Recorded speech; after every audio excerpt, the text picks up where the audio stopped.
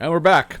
All right, ladies and gentlemen. So, Dorally, the new summoner. We're going to do a first impressions video. So she comes out tomorrow. Tomorrow's the day where the patch goes live. You can summon her. So I'm going to have a deep dive on this hero tomorrow. But we do have her kit released in the Facebook page. The kit doesn't tell us all of her damage multipliers and damage reduction and all the good stuff, right? It doesn't give us the meat. It just gives us the potatoes. But being able to see the meat, kinda, but being able to still have the potatoes, this is a stupid metaphor. We can do a first impression of this hero. So they did finally include sound on this little first infographic. I'm gonna pop it out. Oh.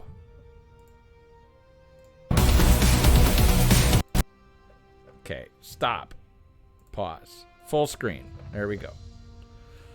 Okay, so let's check out this. This is the opening cinematic when you pull a copy of her in-game.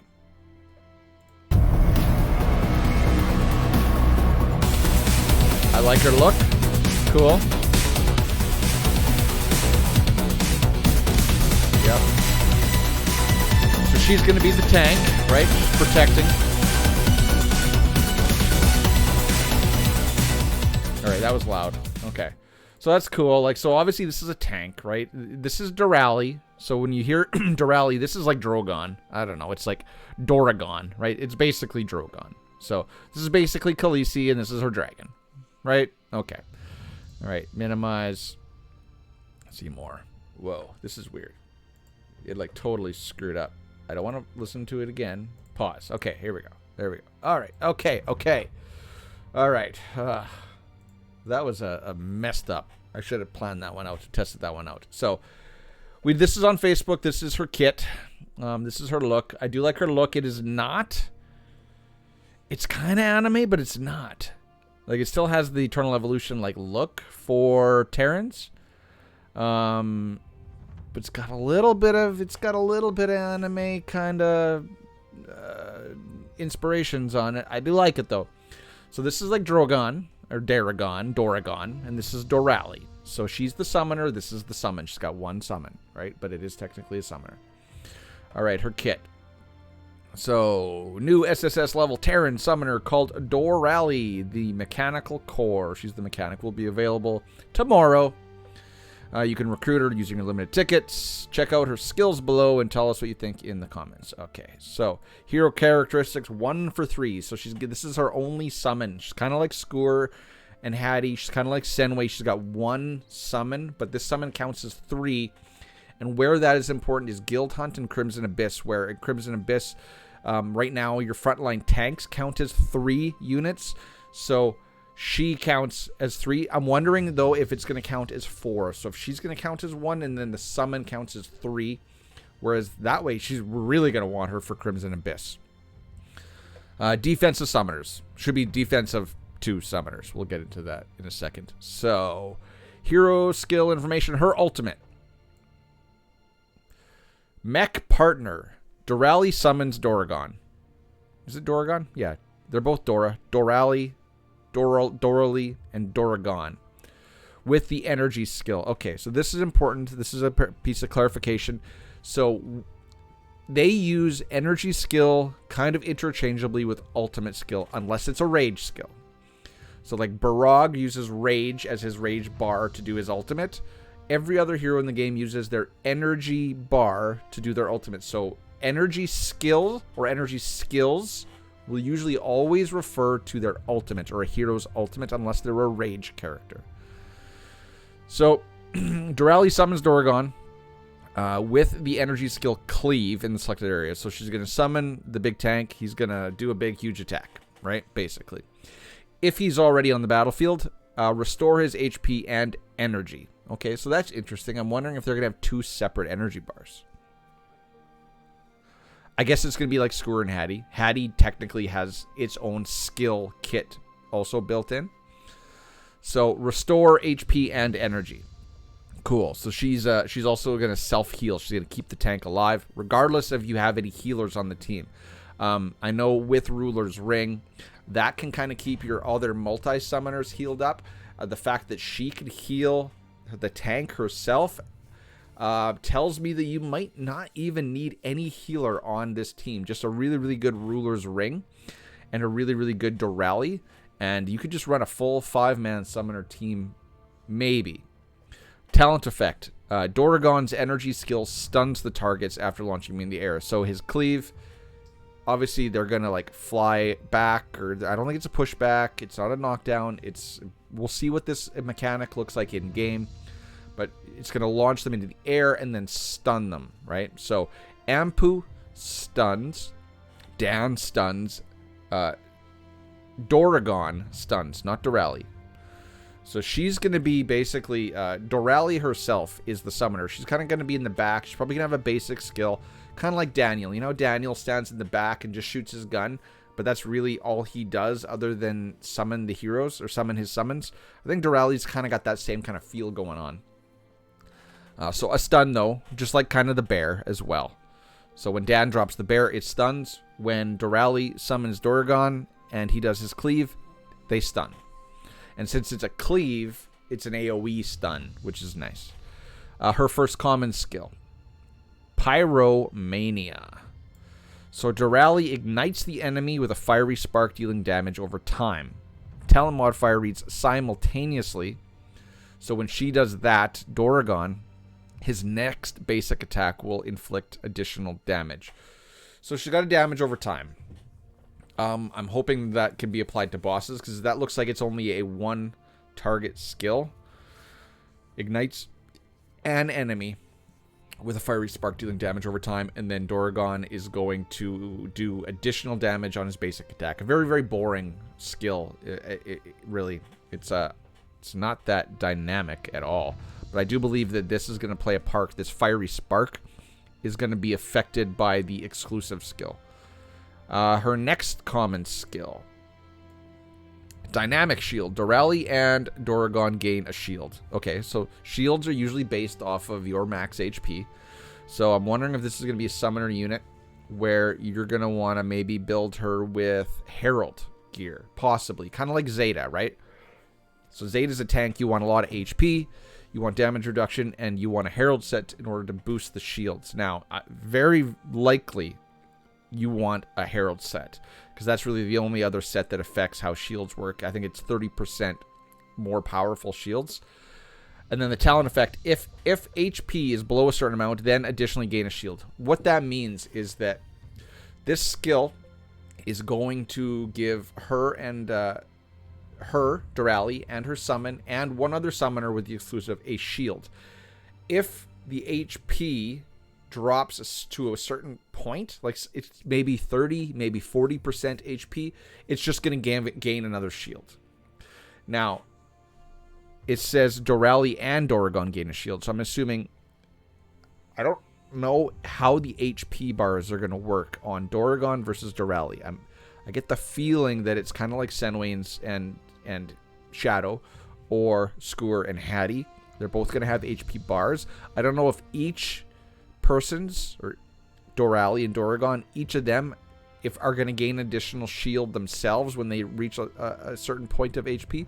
We'll see, but that is possibly how it can work. And then the passive skill. Ooh, it's a big one. Okay. Passive skill.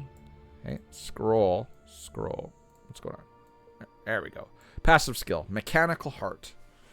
When Dorally is present on the battlefield, allied summoner heroes, so the actual summoners, take less damage from ultimates. Energy-based ultimates is what that means. Energy skills. That doesn't mean the energy subclass, their skills. No, energy skills means ultimates. Interesting that it's ultimates and not just damage reduction for everything. Cool. Okay. And allied summons deal additional damage to enemies. Cool. So she's going to reduce the damage to the summoners at the same time, just being present. Just her being on the field. Not the summon, not Doragon, Dorally. Her being on the field is going to give all of your summoners damage reduction to ultimates. And it's also going to amplify how much damage summons deal. If there are at least 3 summoner heroes in the squad, then at the beginning of the battle, Dorally will teleport to the back row of the squad. Very, very important. Why is that important? Because Dorally is going to be the tank. He is the tank to this team. So you want to put Dorally in the front. Because if you read the talent effect, Dorally enters the battlefield with Dorally. So if it's talented, she's going to immediately be in that front row with Dorally, the tank, but then she's going to hightail it to the back. Why? Because you don't want her taking all the hits. If you're going up against any other team, they're usually going to target the frontline hero, and you don't want her dying because then you're losing your tank altogether. Her going all the way to the back line is perfect because then she's going to just sit back there, do her heal to Dorally every time she ultimates, and then she's not going to be at risk for dying, and she can just, the tank, Dorally can just do all the work himself up front. Now, it's going to be interesting to see if he dies. If she summons him, is Dorally going to just basically be in the back row now, and he'll just target the next nearest enemy? We'll see. I'm assuming... I'm not sure if you can hear my dog snoring, but she is ripping logs. Cool. So that's why this is very important, this teleport to the back. And you're never going to run her in a team without 3 summoners. So if you did, this is also kind of push you from running her in other comps, because if you don't have 3 healer or 3 summoners, she can just she die and then everybody's dead, right? She dies, then you got no tank. Tank's gonna die. She can't heal it, and it's gonna die. Exclusive. Her exclusive. Okay, so on unlock, energy skill enhancement. See, they kind of interchange this energy skill, ultimate skill. This is the enhancement to her ultimate. Dorally starts with a huge boost in energy. So Dorally, right off the bat, he's going to cleave and stun. Okay? Cool. That's the unlock of your exclusive. Pyromania. This is her first skill. The ignited target takes more damage from summoned creatures. Okay. So your summons are getting boosted in 2 ways. Her just being present is increasing your summon's damage. Now, when she ignites a single target, aka Turbine Boss in Guild Hunt, summons do more damage on top of their increased damage.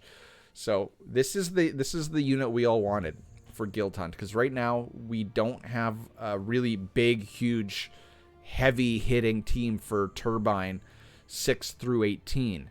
Now, this kit basically elevates all of your summons, because, again, keep in mind, Guild Hunt Turbine, the Turbine takes increased damage from summoned creatures, summoned units. So all those summons are getting amplified through the roof. I think like Taylor in like Turbine 3 or 6 or 9.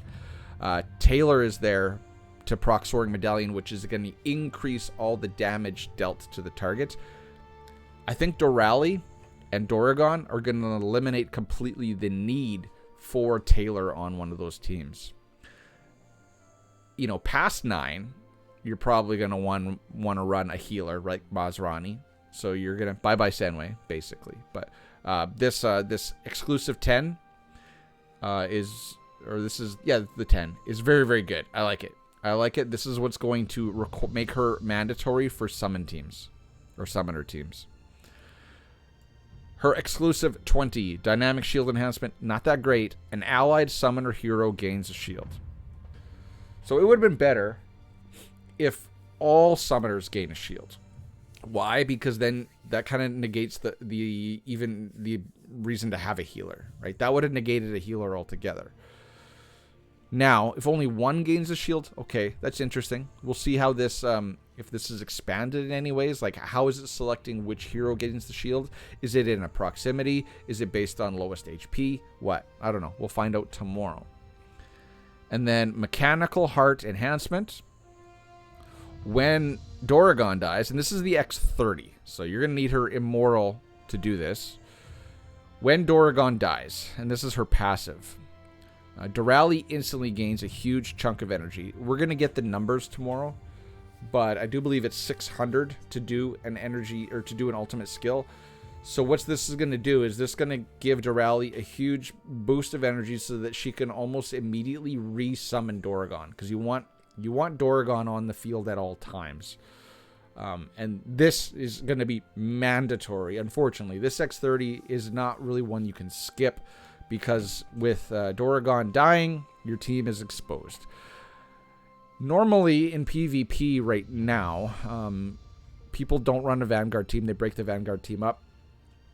And Leo often finds his place on the Summoner team. So think of like a Leo with unlimited cheat deaths, right? That's kind of what this is doing. So as soon as he dies, and it doesn't say once per battle, it doesn't say twice per battle. It looks like this is a passive throughout the whole battle, which is going to allow Dorally to summon Doraghan almost repeatedly, so that there's literally almost no downtime for Doraghan being on the field, which then you're basically getting a free tank, a free unkillable tank, unless you can find a way to kill Dorally, which summoner or energy teams are going to do regardless, because they have unlimited range, pretty much. So very, very cool. This is one, if you are a summoner team aficionado, if that is your jam, if that is your team, you're going to have to X30 this unit, which I will do first thing after I unlock her. I'm not stopping at 20. For testing purposes, I'm taking her right to 30. I know that's probably not the way you should do it, but you're not going to get the most out of this unit unless it's X30. So that's what we're going to do. And that's the kit. That is the kit. So what are my first impressions?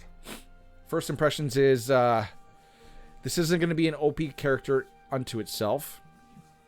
This is really your frontline tank for a summoner team, but there's also a lot of support characteristics in this unit.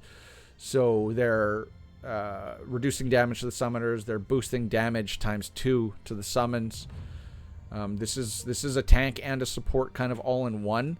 The only thing it's lacking is healing, which you're going to get from Ruler's Ring regardless. Ruler's Ring is basically a permanent prototype healer for summoners. It is an excellent prototype. So this team's going to have it all. It's going to have CC. It definitely has the damage output. Definitely got the tank now. It's got a lot. It's got a lot. So this unit itself isn't going to deal a whole lot of damage, but it's going to boost the damage capabilities of the rest of your team. Now, I think this is going to be a mandatory guild hunt unit. I think it's going to replace Senway, but you can probably run Senway. You're probably going to run all 5, unless Taylor with Soaring, also on the team, is also going to boost further. We'll see. We'll have to test that next time Guild Hunt comes back around. The Guild Hunt team is probably going to be Dorally, Dan, Sorvally. Wait, Dorally, Dan. I got to use my fingers. Skewer and Hattie, which are the 3 SS. Senway, Kalaza. But then if you're going to need a healer, you're probably going to remove Senway for Masrani. That's going to be the Guild Hunt team. Now, for PvP, the team is going to be Dorally, Dan, Ampu, Sorvally, and then probably a healer or Res. Or maybe Kalaza.